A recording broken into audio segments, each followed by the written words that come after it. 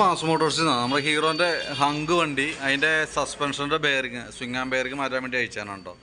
അപ്പോൾ നമുക്ക് അതിൻ്റെ ബാക്ക് അതിൻ്റെ കംപ്ലയിൻറ്റ് നമുക്ക് കാണാനായിട്ട് വണ്ടി ഓടിക്കുന്ന സമയത്ത് നമുക്ക് ബാക്ക് വീലിൻ്റെ ഭാഗത്ത് നിന്ന് ചെറിയൊരു ഷെയ്ക്ക്, അതേപോലെ നമുക്ക് ഫുട് റെസ്റ്റുമ്പോൾ ചവിട്ടി ഇരിക്കുന്ന സമയത്തായാലും കാലുമ്പോൾ നമുക്കൊരു ഷിവറിങ് അനുഭവപ്പെടും.